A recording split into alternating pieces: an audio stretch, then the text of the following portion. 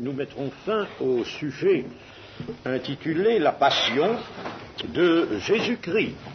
Et nous traiterons ce matin comme cet après-midi le crucifixion du Seigneur Jésus-Christ. Nous allons ce matin lire dans l'Évangile de Luc au chapitre 23 et au verset 26. Jésus marche donc vers Golgotha où il est emmené. Maintenant, il est prêt à boire la coupe. Et nous avons vu que boire la coupe, ce n'était pas seulement le fait même de la mort, qu'on pourrait considérer à juste titre comme boire la coupe, mais c'était surtout d'accepter avant de la boire, et nous avons vu que cela s'est déroulé à Gethsémanée, et nous avons aussi noté le sens que cela prenait. Et maintenant, il s'agit de boire la coupe qui est acceptée par le Seigneur. Le voici chargé des iniquités de ses frères les hommes. Sur le chemin de la croix, voici que Jésus est seul, absolument seul. Et cela, je crois l'avoir expliqué aussi, est une chose indispensable.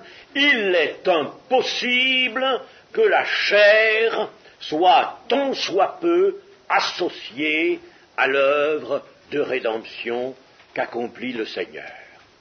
Rien, même pas une aide, rien, pas une aide morale, rien. Et c'est pourquoi Zacharie avait dit « Frappez le berger » et les brebis seront dispersées. Il était donc indispensable que cela fût ainsi. Et Ésaïe le prophète avait vu le Messie souffrant comme l'homme méprisé, abandonné des hommes, homme de douleur, habitué à la souffrance. Il est seul dans l'accomplissement des actes, des grands actes, des actes terribles de Dieu, ce qui est ici le plus grand des actes de Dieu. Et voici que Simon de Cyrène, un paysan qui revenait des champs, passe par là. Et ce jour-là, chose absolument imprévue, inattendue, sa route croise celle de Jésus marchant vers la mort. Les soldats l'interpellent. Il n'y a aucun autre que lui.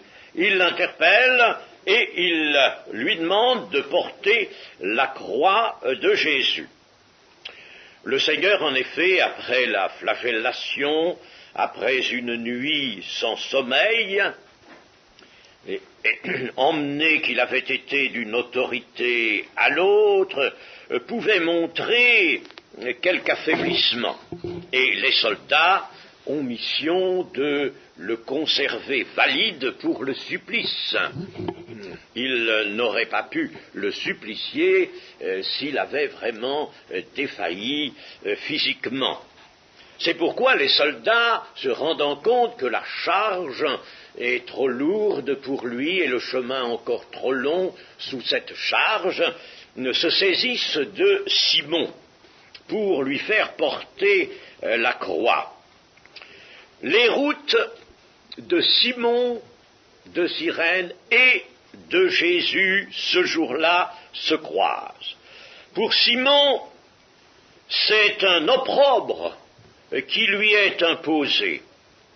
Porter cette croix qui est destinée aux criminels, porter ce bois d'ignominie, ah non, c'est quelque chose à quoi il se refuse. Lui qui peut penser, mais je suis honnête, je n'ai rien fait, je n'ai encouru aucune peine, je ne dois rien à la société, Je ne suis pas de ceux que l'on puisse incriminer. Je fais tranquillement mon métier. Alors, qu'a-t-on à me reprocher et pourquoi me charger de cet instrument de supplice? L'évangile de Matthieu nous dit qu'il fut contraint de porter la croix. Pour cet homme, voici que soudain, la vie prend un tournant inattendu. Il a croisé le Fils de Dieu allant à la mort, et, comme le précise l'évangile de Luc, il est derrière Jésus. Ils le chargèrent de la croix pour qu'il la portât derrière Jésus. Simon accomplit donc littéralement, sans l'avoir aucunement voulu, le commandement que Jésus avait donné, qui prend une place éminente dans les instructions, on pourrait dire les commandements du Seigneur Jésus. C'est un commandement qu'il ne faut pas que nous oublions, loin de là. Et ce commandement, dans Matthieu 16, 24, le voici. Alors Jésus dit à ses disciples, « Si quelqu'un veut venir après moi, qu'il renonce à lui-même, qu'il se charge de sa croix, et qu'il me suive. » Si quelqu'un veut venir après moi, il y avait des foules qui suivaient le Seigneur Jésus, poussées à cela par différents sentiments, qui n'était pas, bien sûr, celui du salut ou de la recherche du royaume de Dieu. Et c'est en se tournant, c'est surtout à l'adresse de tous ceux qui le suivaient comme cela, que le Seigneur prononce ceci: si quelqu'un veut venir après moi, eh bien, il ne faut pas venir et rester comme ça et me suivre en curieux, me suivre en indifférent, qu'il renonce à lui-même, qu'il se charge de sa croix et qu'il me suive. Eh bien, Simon de Cyrène va littéralement accomplir cette parole. Renoncer à lui-même, il le fait. Il ne peut pas manquer de le faire, car lui, honnête paysan, honnête citoyen, à qui on n'a rien à reprocher, qui fait son travail, qui nourrit sa famille, le voici là, chargé de ce qui était considéré en ce temps surtout comme l'ignominie, le bois ignominieux, le bois du criminel. Le voilà chargé de cela et il se trouve derrière Jésus. Il marche derrière Jésus. Littéralement, il accomplit donc la parole du Seigneur, et nous voyons là, ici, l'intervention de Dieu, du Saint-Esprit, qui a voulu que cette parole de Matthieu 16, qu'il renonce à lui-même, qu'il se charge de sa croix et qu'il me suive, il a voulu que cette parole fût littéralement accomplie par quelqu'un. Cela nous montre beaucoup de choses. Cela nous montre qu'il ne faut pas être léger avec les paroles de l'Évangile. Tout mot compte, toute pensée compte, tout commandement compte, et doit être pris en compte par celui qui veut être chrétien. Il y a beaucoup de paroles, nous les acceptons en principe, mais nous ne les acceptons pas réellement, pour toute la valeur qu'elles ont, pour toute l'obligation, car je prononce le mot là, qui est celui précisément qu'on peut associer au mot foi. La foi du chrétien est une foi d'obligation. L'Évangile contient un principe d'obligation pour le salut, pour sauver, un principe d'obligation. Il nous est parlé de l'obéissance à l'Évangile, de la soumission à l'Évangile. Un principe d'obligation. Le principe d'obligation c'est le principe des commandements de Jésus. Quand Jésus demande de garder ses commandements, cela signifie se placer sous le principe d'obligation. Soi-même, librement, bien sûr, mais c'est un principe d'obligation. On ne peut pas parler de salut si l'on écarte ce principe d'obligation. Alors, mes amis, que maintenant tous ceux qui viendront discuter les commandements, qui viendront les amoindrir, qui viendront sous des prétextes quelconques nous dire non, cela n'est pas nécessaire, cela n'est plus pour aujourd'hui, que cela soit rejeté, que leurs propos, leurs paroles soient écartées. L'Évangile contient un principe d'obligation formelle. Soumettre les âmes à l'Évangile. C'est là le principe, et c'est pour n'avoir pas gardé ce principe que maintenant l'Évangile que nous prêchons, l'Évangile que nous répandons, n'a plus de force. N'a plus de force.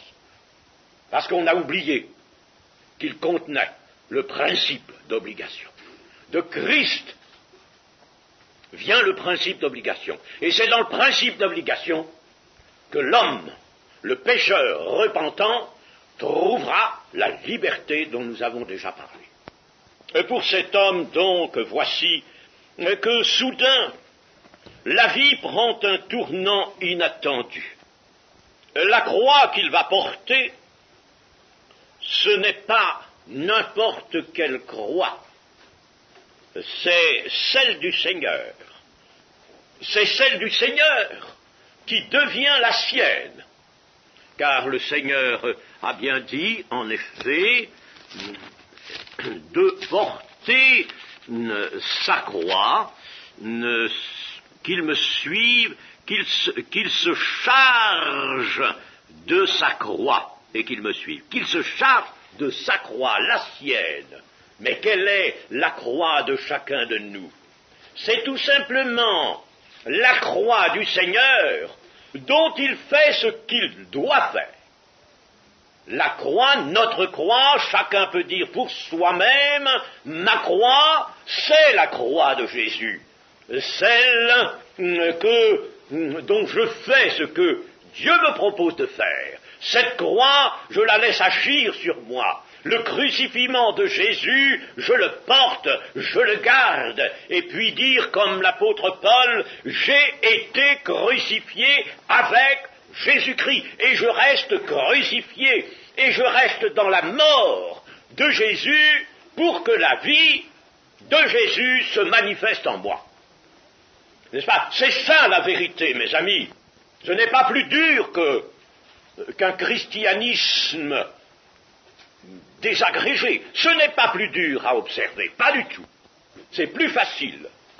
Le vrai christianisme est facile, parce que Dieu intervient.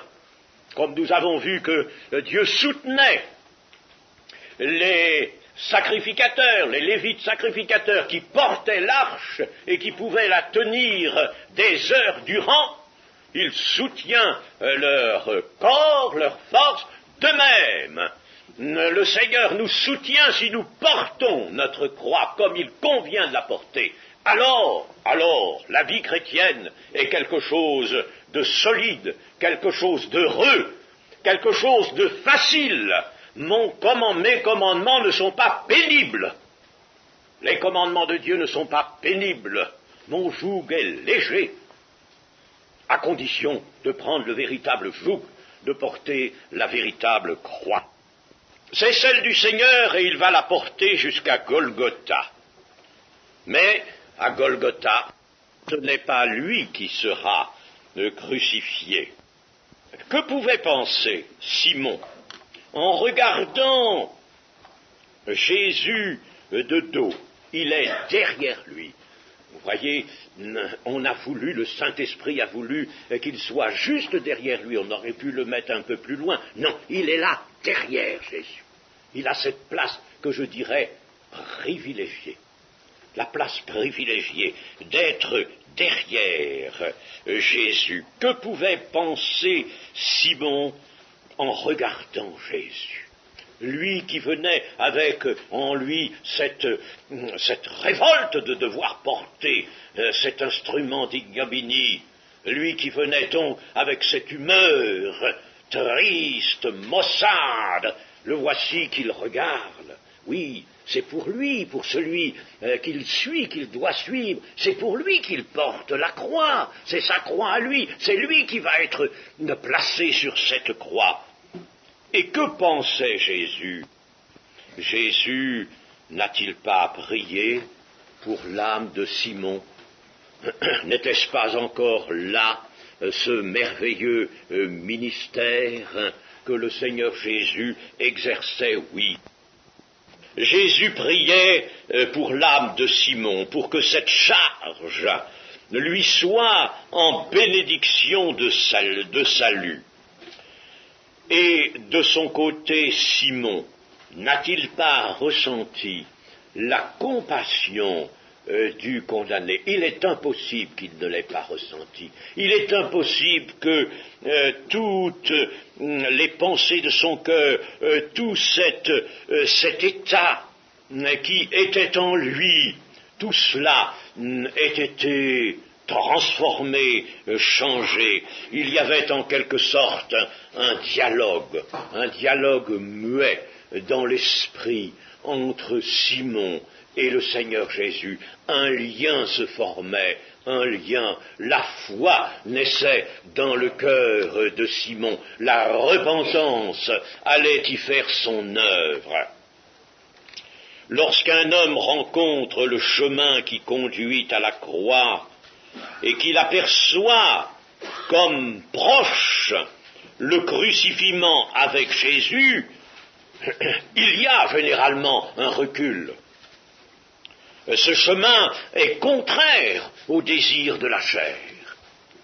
À un moment, l'Évangile provoque une réaction de recul. C'est contraire au désir de la chair. Ce n'est pas à l'homme naturel que cela est demandé. Il faut que tout de suite apparaissent déjà les premières velléités de l'homme nouveau, de l'homme spirituel. Déjà, il faut cela pour qu'il accepte le crucifiement. Et c'est l'homme spirituel qui, en effet, va accepter cela.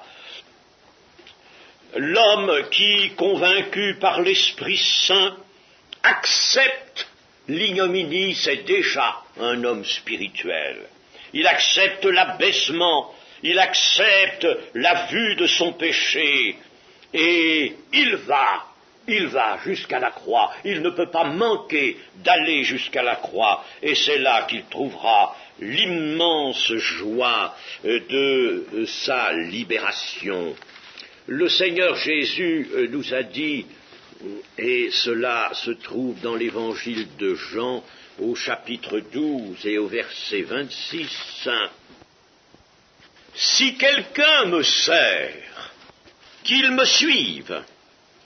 Et là où je suis, là aussi sera mon serviteur. » C'est ce que j'appelle le principe d'obligation, et qui est, je vous dis, n'est-ce pas, l'un des principes maîtres de l'Évangile. Le principe d'obligation. Il faut que là où est Jésus, là soit celui qui prétend le servir. S'il est ailleurs, s'il voit de loin, comme Pierre regardait Jésus de loin, eh bien, alors là, il n'y a pas de salut. Il n'y en a pas, mes amis. Sachons bien ceci.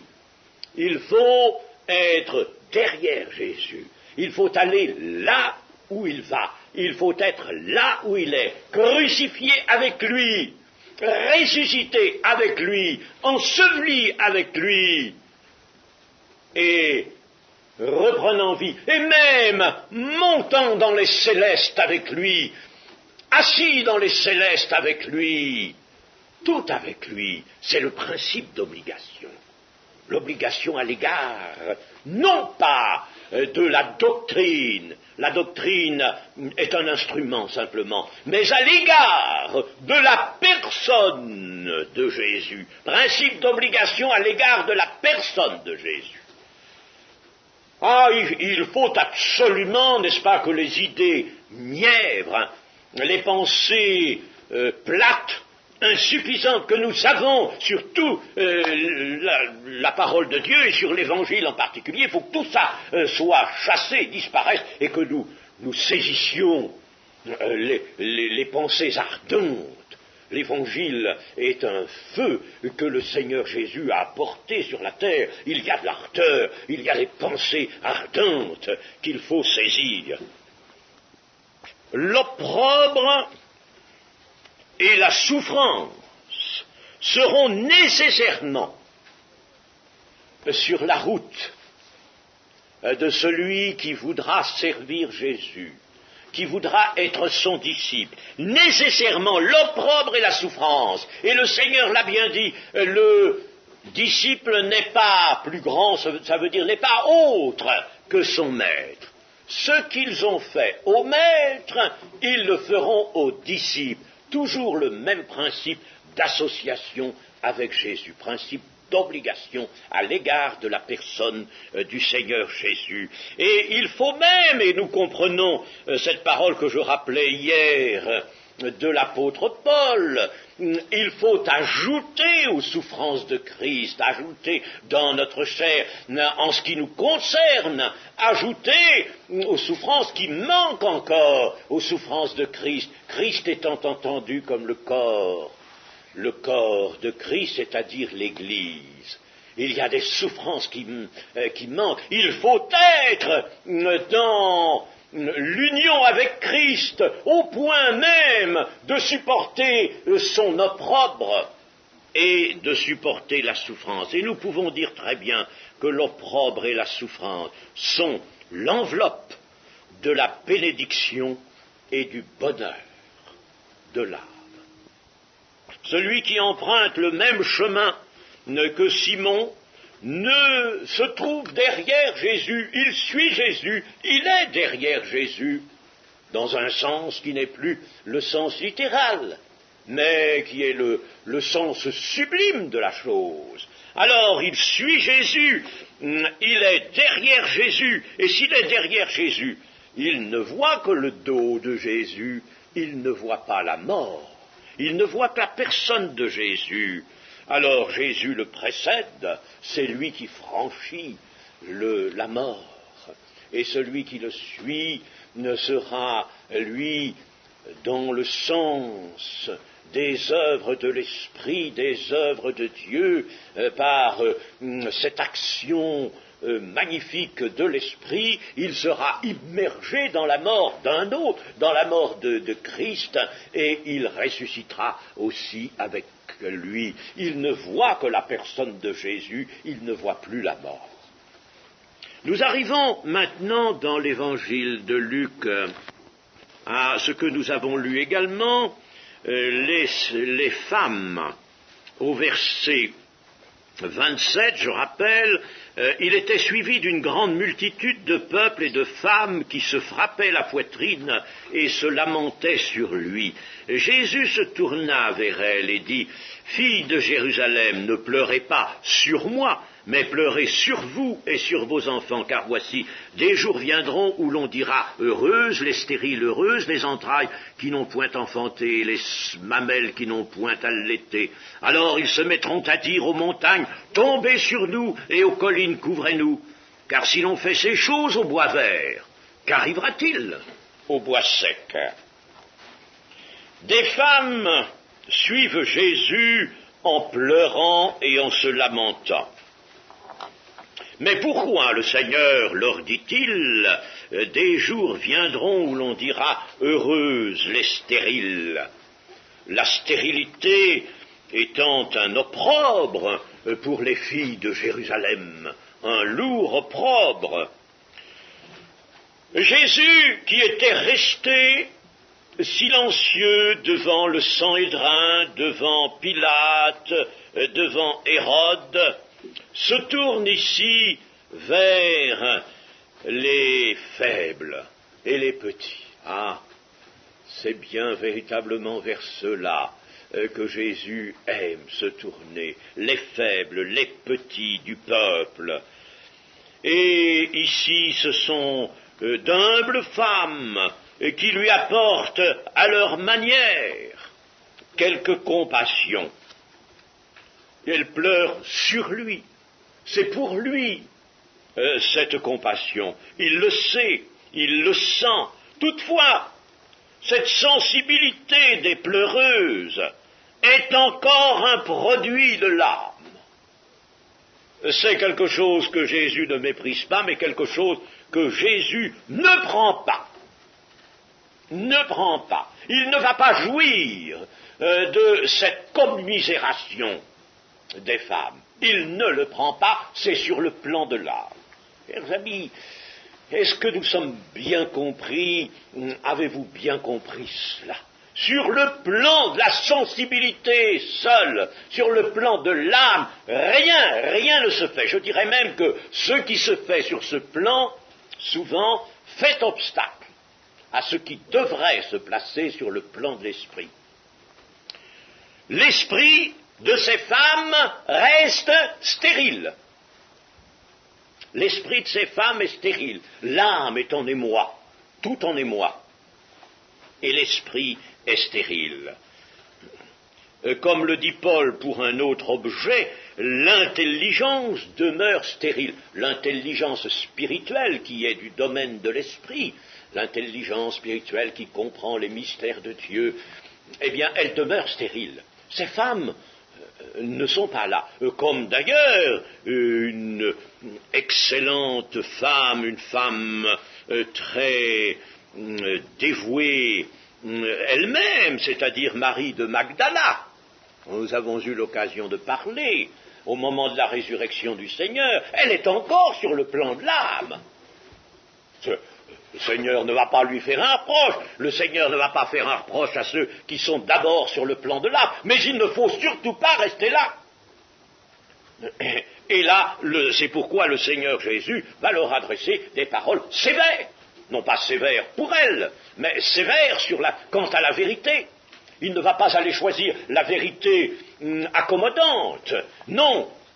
Il n'y en a pas d'ailleurs de vérité accommodante. Mais enfin, on peut dire, n'est-ce pas, les énonciations quand même intermédiaires qui peut-être seraient moins éprouvantes.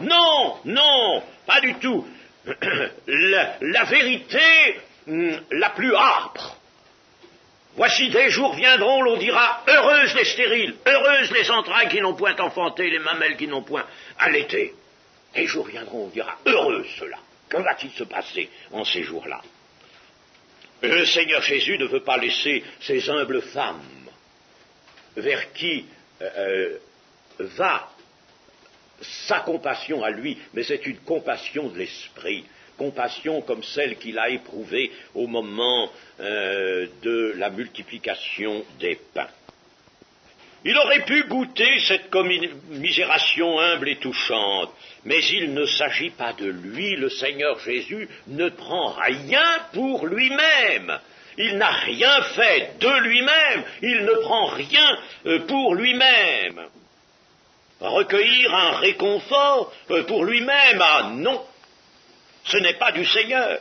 Il s'agit toujours pour lui d'éclairer l'esprit de ceux à qui il s'adresse, éclairer l'esprit, éclairer leur esprit pour les sauver. Alors nous, mes amis, dans notre témoignage ou dans la prédication de l'Évangile, allons-nous essayer de faire vibrer un peu la corde sensible qui va faire naître de douces émotions dans les âmes? Alors, mes amis, nous annoncerons, je le dis, un faux évangile. Nous n'annoncerons pas l'évangile. Nous n'annoncerons pas un évangile qui contiendra le principe d'obligation quant à la personne de Jésus et à son œuvre. Alors Jésus saisit cet attendrissement des femmes de Jérusalem. Il saisit cet attendrissement pour faire sentir à ces femmes, quoi donc? Leur état de péché. Si compatissantes soient-elles, si bon soit le mouvement de leur âme en cette circonstance, les laisser là c'est les laisser dans la mort. Laisser quelqu'un sur le plan des émotions de l'âme, c'est le laisser dans la mort. Et c'est ce qu'on fait dans bien des rencontres charismatiques. Je suis obligé constamment de marquer quel est l'écueil magistral et terrible qui se trouve là. Que fait-on?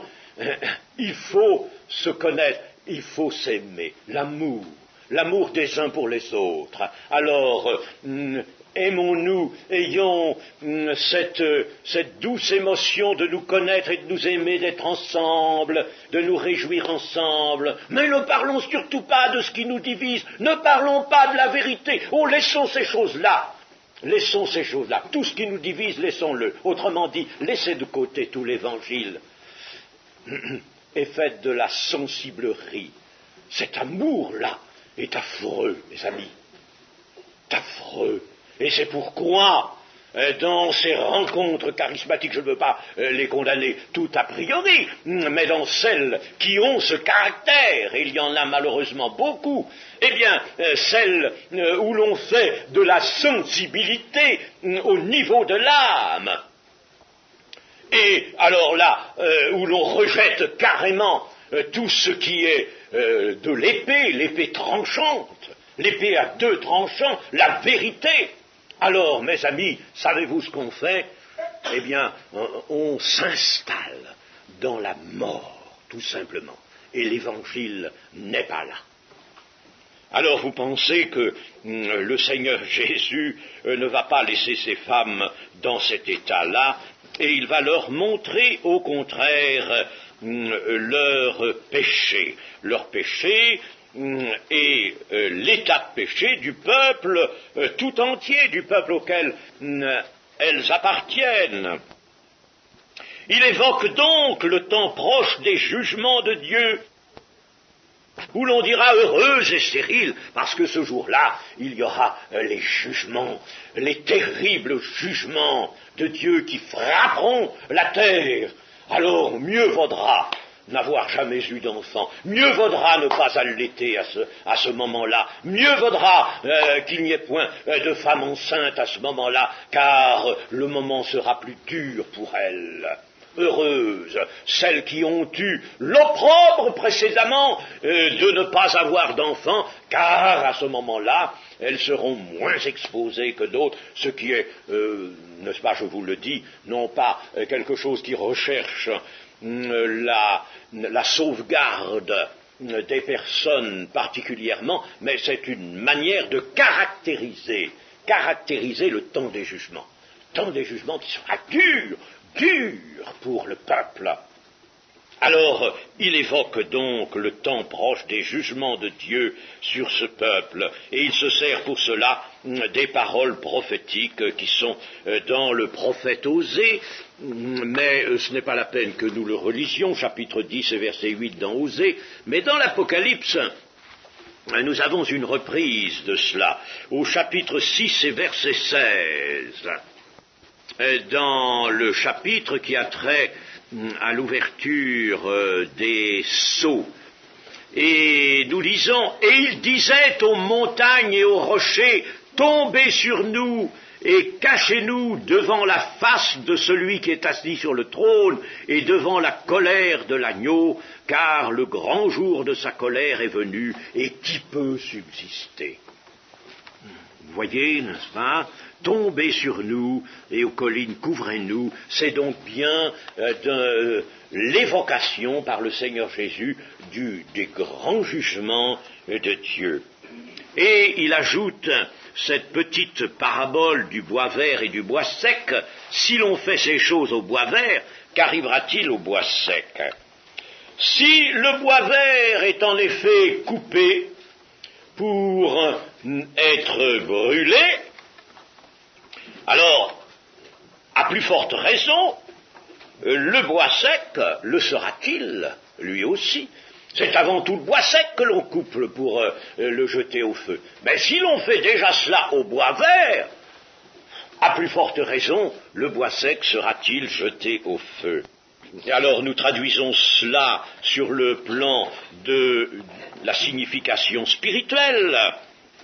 Si l'envoyé de Dieu, qu'est le Seigneur Jésus, là, devant ces femmes, l'envoyé de Dieu pour lequel elles sont si affectées, si cet envoyé de Dieu juste et saint, qui est plein de la vie de Dieu, s'il souffre la mort, à combien plus forte raison les pécheurs la souffriront-ils?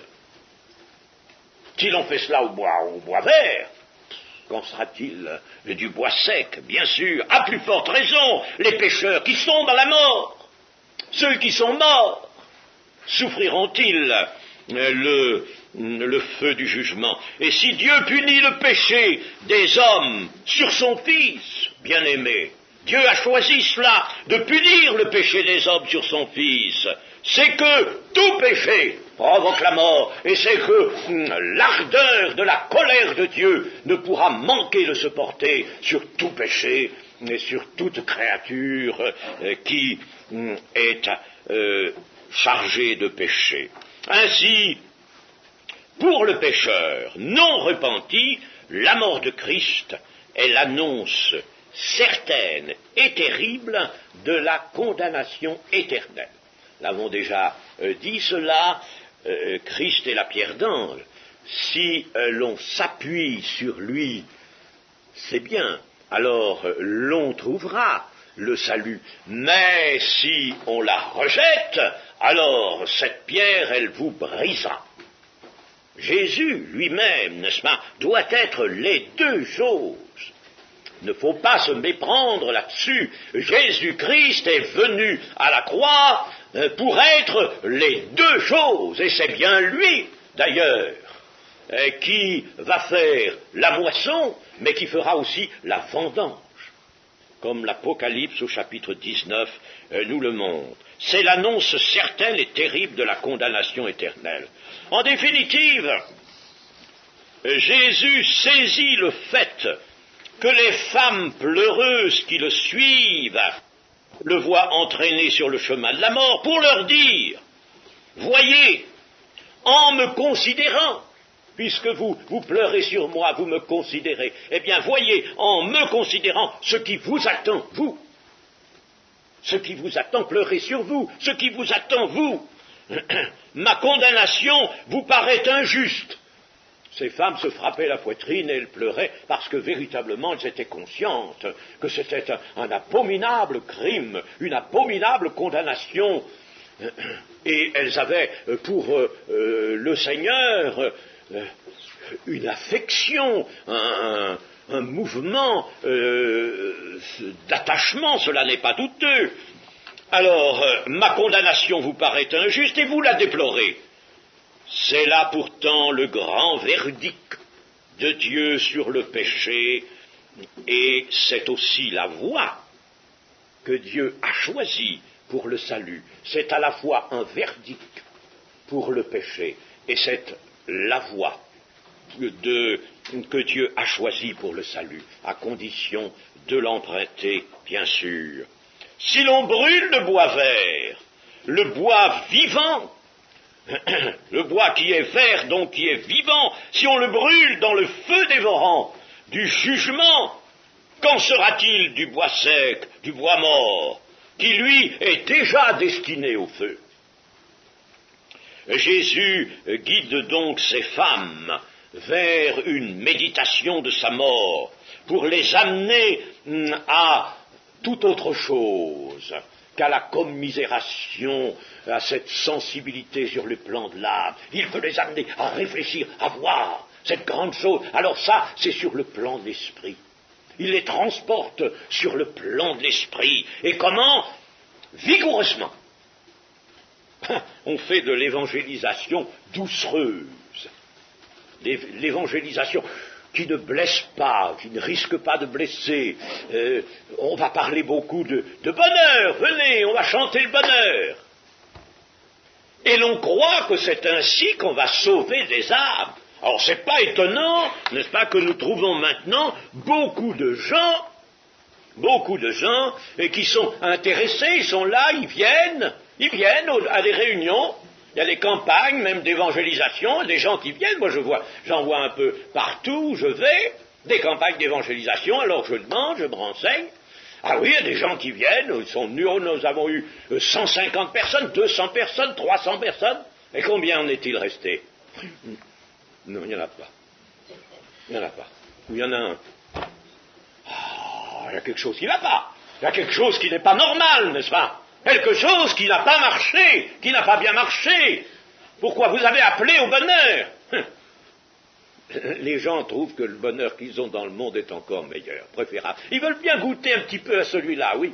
Et oui, mais il y a des choses qui quand même vous retiennent là de ce côté-là. On est un peu retenu du côté de l'Évangile. Il y a toujours la croix, c'est ça. Et comme on disait il y a pas mal d'années concernant le Billy Graham, quand il débutait, il prêchait beaucoup le péché. On l'appelait l'évangéliste en gabardine. Et on disait de lui, oh oui, il est intéressant, mais ce qui est désagréable en lui, c'est qu'il parle tout le temps du péché. Oh. Si l'on veut adoucir, arranger, si on veut faire en somme un petit élixir à l'eau de rose de l'évangile, n'est-ce pas? Eh bien, on ne fera rien du tout. Ce qu'il faut, c'est, vous voyez la méthode de Jésus ici, ne pleurez pas sur moi, mais pleurez sur vous et sur vos enfants. Car les jours viendront, où on dira « heureuse et stérile ». Quel bouleversement, hein.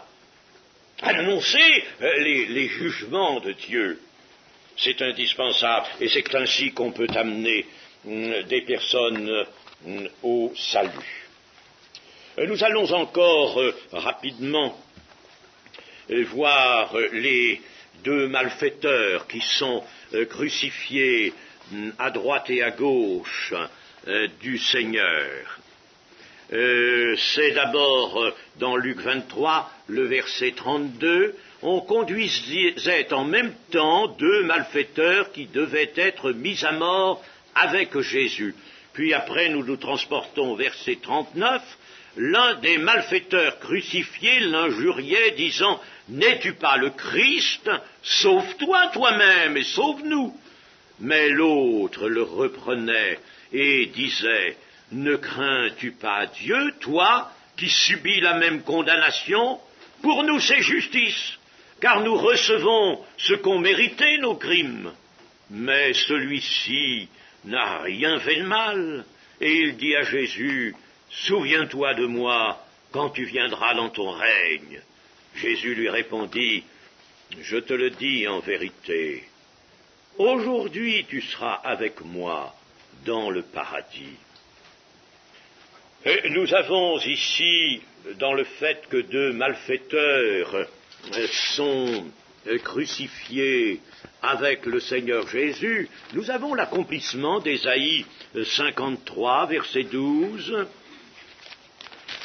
où nous lisons ceci, « C'est pourquoi je lui donnerai sa part avec les grands, il partagera le butin avec les puissants parce qu'il s'est livré lui-même à la mort et qu'il a été mis au nombre des malfaiteurs parce qu'il a porté les péchés de beaucoup d'hommes. » Il a été mis au nombre des malfaiteurs. Il a porté les péchés. Nous avons vu déjà là cette charge réelle qui est celle que Dieu lui-même place sur la personne de son Fils bien-aimé. Et il est au nombre des malfaiteurs. Alors, mes amis, là encore, il y a une très belle leçon. Il y a des leçons à toutes les lignes, à tous les mots dans l'Évangile. Alors, il y a une très belle leçon. Malfaiteur, le mot peut être très bien changé. Tout pécheur est un malfaiteur. Enfin, si le mot malfaiteur est à modifier, disons, il a été mis au nombre des pécheurs. Des pécheurs. Alors, il y a trois croix, trois crucifiés. Au milieu, c'est lui, le Seigneur. Mais il a la charge des péchés. Il est avec deux pécheurs. Ah, mes amis, alors, si l'on veut être avec Moïse et Élie et tous ceux que ces deux hommes apparaissant sur la montagne de la transfiguration, tous ceux qu'ils symbolisent, qu'ils annoncent d'avant, qu'ils prophétisent, j'aime mieux ça. Si l'on veut être au nombre des élus, il faut être au nombre des pécheurs qui sont crucifiés avec Jésus. Et cela, c'est le principe d'obligation de l'Évangile, encore un principe absolu, ce qui veut dire, n'est-ce pas, que l'Évangile n'est pas quelque chose de vibrant, de sentimental pour le plan de l'âme. L'Évangile est une loi, est une règle, la règle de vie.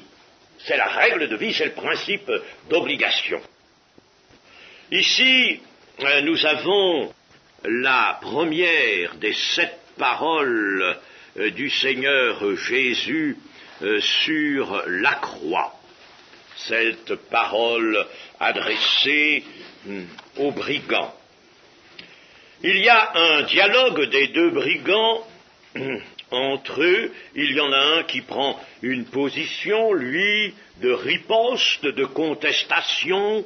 Celui-là, c'est l'homme qui ne se laisse pas saisir par l'esprit, et puis l'autre, au contraire, adopte une pensée, une position d'humiliation. Pour nous, c'est justice. Il reconnaît que ce qu'il, évidemment, il voit surtout essentiellement les crimes qu'il a commis contre la société, c'est justice. Nous avons été véritablement des malfaiteurs. Il ne voit pas tellement le péché, mais il voit tout ce qui lui a attiré cette mort, cette condamnation. Nous recevons ce qu'ont mérité nos crimes. Mais cela est une repentance, tandis que celui-ci, il n'a rien fait. Et il dit à Jésus, souviens-toi de moi quand tu viendras dans ton règne. C'est assez surprenant que ce brigand dise cela, parce que il parle du règne de quelqu'un, il voit les choses évidemment essentiellement comme tout le monde d'ailleurs, comme tous les juifs. Il voit les choses dans un sens, dans un jour temporel, tout se passant sur la terre. Alors, quel est ce règne dont il parle? Celui qui est à côté de lui est associé dans la mort. Ils vont mourir l'un et l'autre. Jésus va mourir comme lui aussi. Alors, de quoi s'agit-il? De quel règne s'agit-il? S'il est roi, il meurt. Alors, comment va-t-il régner? Il croit donc en un règne et qu'il n'essaie pas de s'imaginer, de se figurer. Et il y a là une intervention manifeste de l'Esprit de Dieu. L'état de son âme, son humiliation, là, aux côtés de Jésus crucifié, lui procure immédiatement une lumière de l'Esprit. Ton règne, à celui qui meurt, un roi qu'on est en train de faire mourir. Eh bien oui, tu viendras dans ton règne. Il en a la certitude. Vous voyez l'apport de l'Esprit, l'intervention immédiate de l'Esprit. Dans tout processus qui conduit un homme au salut, il y a l'intervention de l'Esprit. Ah, alors ça, c'est quelque chose sur quoi il faut que nous comptions avant tout, l'intervention de l'Esprit. C'est très beau nos paroles. Nous ne sommes pas là, comme nous l'avons dit dans le témoignage de Jésus, nous ne sommes pas là des répétiteurs pour faire des redites, pour répéter ce que nous avons appris par cœur dans la Bible et ce que nous admettons, nous croyons. Nous sommes là pour apporter une démonstration d'esprit et de puissance dans un véritable témoignage de Jésus-Christ. Et c'est alors que l'Esprit intervient. L'Esprit intervient. C'est magnifique. Il n'y a pas besoin de paroles extraordinaires, de paroles sublimes. Il n'y a pas besoin d'un grand discours, de la sagesse du langage, comme dit l'apôtre Paul, l'art de l'orateur. Non, pas du tout. Pas du tout. Moi, je me rappelle, dans une circonstance, dans une assemblée où je faisais un remplacement, j'ai précisément, un dimanche après-midi, parlé de Simon de Cyrène, comme je vous l'ai dit tout à l'heure, et j'ai montré tout simplement, d'une manière très simple, la route de Simon qui croise celle de Jésus, et Simon allant marchant derrière. Et mes amis, immédiatement, à peine avais-je terminé mon message, que 2 femmes se repentaient et se convertissaient. N'est-ce pas? Tout de suite, spontanément, elles y sont toujours au Seigneur. 2 femmes étaient venues là. C'était la première fois qu'elles venaient dans une assemblée évangélique. Je parle de cela. À peine était-ce fini, elles s'humiliaient profondément, se repentaient et demandaient le salut. Vous voyez, n'est-ce pas, que ce qu'il faut, c'est ouvrir en quelque sorte, si je puis m'exprimer ainsi, ouvrir un chemin au Saint-Esprit, ouvrir la voie dans laquelle le Saint-Esprit va aimer, parce que le Saint-Esprit, attention, il fait ce qu'il veut, n'est-ce pas? Il fait ce qui correspond véritablement à sa mission. Saint-Esprit, c'est Dieu. Alors, si on lui ouvre une voie, véritablement, alors il vient, et sur des paroles simples, il met sa force. Et c'est lui qui apporte la conviction. C'est lui qui fait la conviction de péché, de justice et de jugement. Et le Seigneur, de répondre à celui des 2 brigands qui lui demande de se souvenir de lui quand il viendra dans son règne, alors Jésus lui répond, « Je te le dis en vérité, aujourd'hui tu seras avec moi dans le paradis. » Je laisse de côté les discussions fallacieuses qu'on a pu faire porter sur ce verset, et en jouant surtout de la virgule. Dans le grec, mes amis, il n'y a pas de virgule. Alors c'est pas la peine, ici il y en a une, n'est-ce pas, mais c'est pas la peine d'aller dire, n'est-ce pas, que la virgule est après aujourd'hui et non pas avant aujourd'hui. Il n'y en a pas dans le texte grec de virgule. Alors c'est tout simple, hein. C'est surtout les adventistes qui ne veulent pas que ce soit immédiate, parce qu'ils professent qu'en mourant, on tombe dans l'inconscience. Alors, par conséquent, n'est-ce pas, ce texte-là est gênant. Alors, ils font dire au texte ceci, « Je te le dis en vérité aujourd'hui. » Si, par exemple, moi, en vous parlant maintenant, je vous disais, mais sachez bien une chose, c'est que c'est maintenant, c'est aujourd'hui que je vous parle. Ben, vous le savez bien, n'est-ce pas, vous le voyez bien, hein, c'est clair comme le jour. Ben, c'est pas demain que je vous parle, c'est pas hier, c'est aujourd'hui, bien sûr. Alors, en somme, n'est-ce pas, c'est aujourd'hui, et là, quelque chose de factice qui n'a aucune utilité, aucun sens. Or, nous sommes dans la parole de Dieu. Mais non, je te le dis, aujourd'hui, tu seras avec moi dans le paradis. Ce qui veut dire, aujourd'hui, je vais t'introduire dans la félicité où je vais entrer.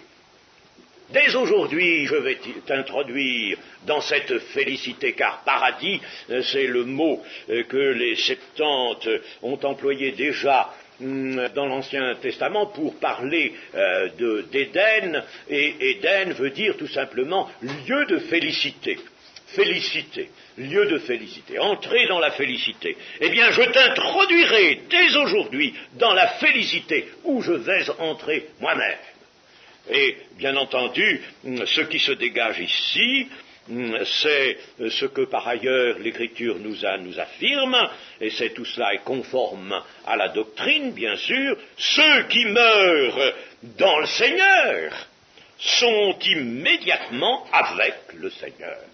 Immédiatement, s'ils meurent dans le Seigneur, heureux ceux qui meurent dans le Seigneur, ils sont immédiatement avec le Seigneur, comme Paul en parlait concernant lui-même. Ils sont avec le Seigneur et ils sont sauvés par grâce. Et ici nous avons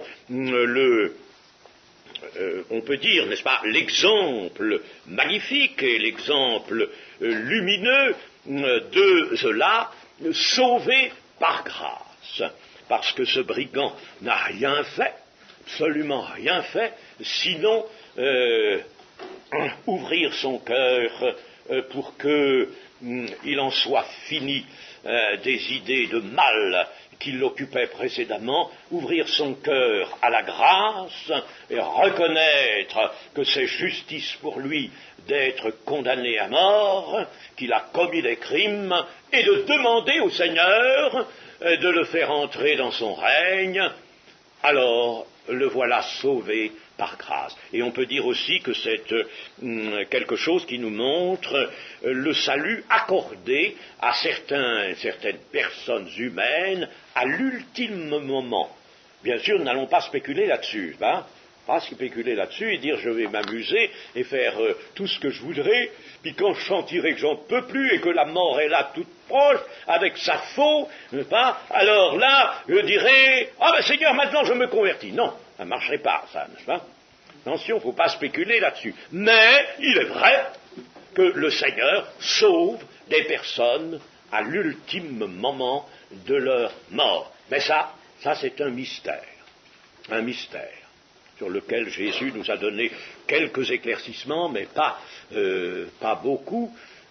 Il y a là un mystère. Sachons que Dieu est maître de la rédemption, que la rédemption, le fruit de la rédemption, c'est à lui, et qu'il est maître, et que son grand désir, c'est d'augmenter autant que faire se peut, sans bien sûr méconnaître tous les grands principes et le principe d'obligation, mais c'est de sauver le plus grand nombre d'hommes et de femmes, et que le Seigneur Dieu, dans son amour, s'y emploie. Qu'il soit béni. Amen.